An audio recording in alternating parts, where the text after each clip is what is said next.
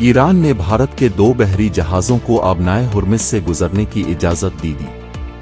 गैर मुल्की खबर एजेंसी के मुताबिक उन जहाज़ों पर 92,000 टन LPG लदी है।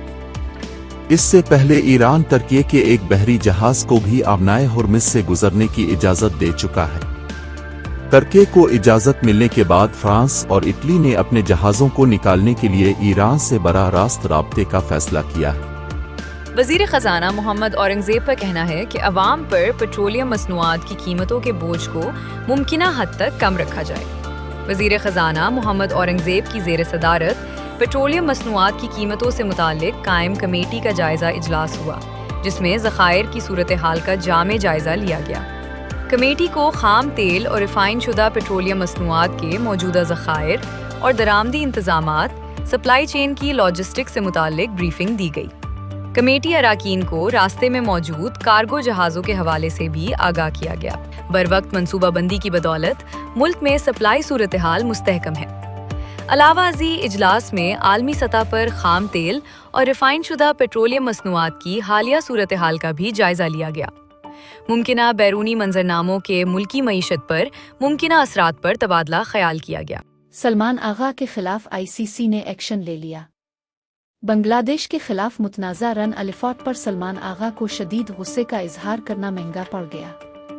इंटरनेशनल क्रिकेट काउंसिल ICC ने कोड ऑफ कंडक्ट की खिलाफ वर्जी पर सलमान आगा को तंबीह जारी कर दी है। कौमी cricketer ICC code of conduct level 1 की खिलाफ वर्जी के मुर्तकिब करार पाए हैं, उन्हें एक डीमेरिट पॉइंट भी दिया गया है।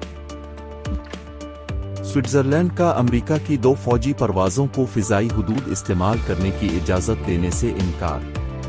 स्विट्जरलैंड ने अमेरिकी फौजी परवाज़ों को फ़िज़ाई हुदूद इस्तेमाल करने की इजाज़त देने से इनकार करते हुए कहा कि गैर जानिबदारी के कानून के तहत जंग से मुताल्लिक़ फौजी परवाज़ों की इजाज़त नहीं। स्विस हुक्काम ने यह भी कहा कि अमेरिका की 3 दीगर परवाज़ों को फ़िज़ाई हुदूद इस्तेमाल करने की इजाज़त है।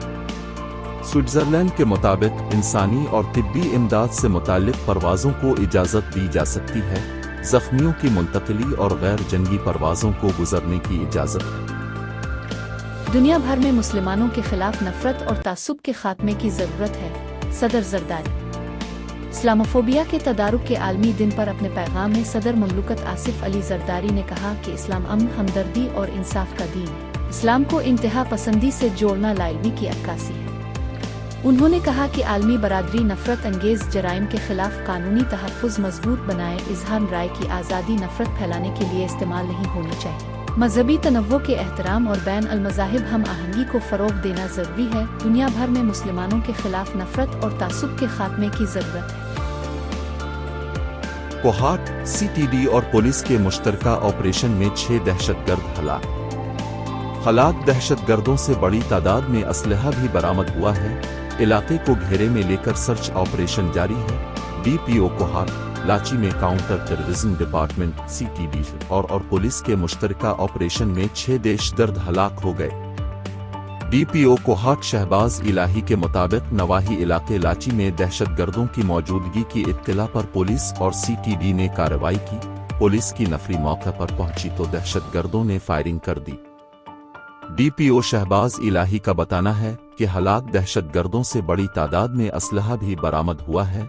इलाके को घेरे में लेकर सर्च ऑपरेशन जारी है। याद रहे कि गुज़िश्ता रोज लकी मुरव्वत में भी सिक्योरिटी फोर्सेज ने ऑपरेशन करके 6 दहशतगर्दों को हलाक किया था।